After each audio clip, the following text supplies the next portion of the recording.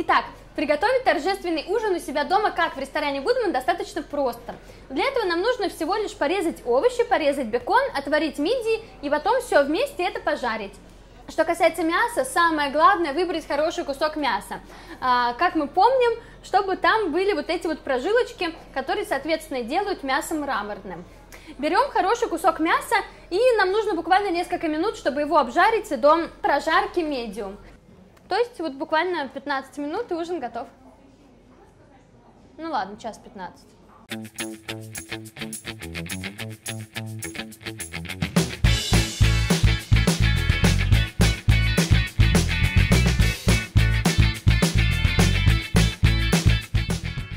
Как вы считаете, почему лучшие повара в основном мужчины? Ну, наверное, они больше хотят есть.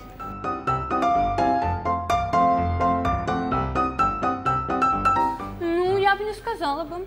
А вот так женщина еще и дома готовит, еще чтобы на работе готовила. А мужчины стараются домой работу не брать. То есть вы дома не готовите? Нет. Давайте порежем помидор.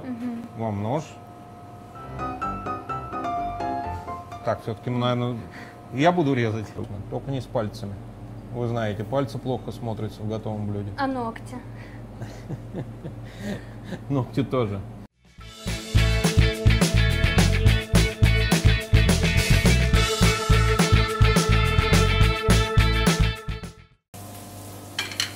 Ну, вообще овощи лучше класть от твердых к мягким.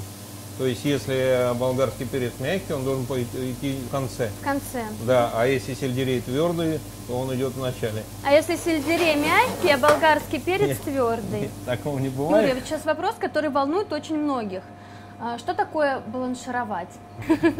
Я уже сегодня знала 2 новых слова. А вот что нужно знать и уметь, чтобы стать шеф-поваром ресторанов Goodman? Простая истина. Надо взять очень хороший продукт и его не испортить. И вот это самое главное. Как дало сливочный вкус такой. Да.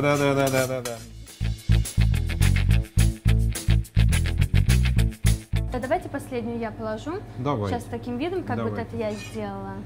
Давайте вот так, вот сюда его положить. В процессе созревания и дальнейшей обработки мясо теряет почти 60% своего веса. А если я туда встану, я тоже похудею на 60%? Ну, если закрыть дверь с той стороны и 21 день, то да. Эти вот черные ангусы, они такие миленькие, такие хорошенькие.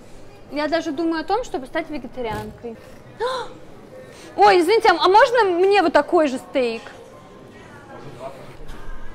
Спасибо большое. Я передумала. О, бантик. Кстати, вино называется...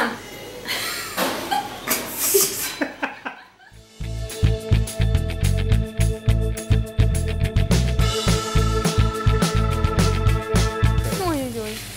Не надо бояться, не надо. Это культ мяса, культ огня. Здесь нельзя бояться.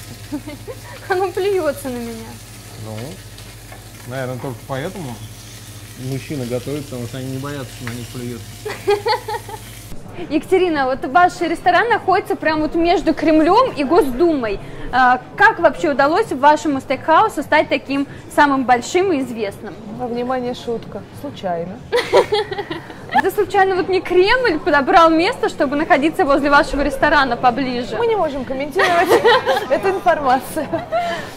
Значит, сейчас мне нужно будет проверить всю информацию, которую сказала Юрий. Для этого придется все это продегустировать. Сейчас начинается моя любимая часть нашей передачи под названием «Дегустация».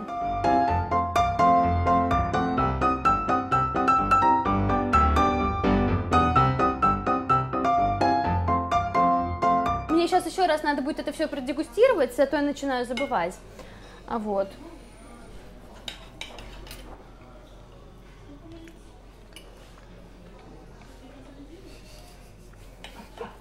Ну, можно выключать камеру.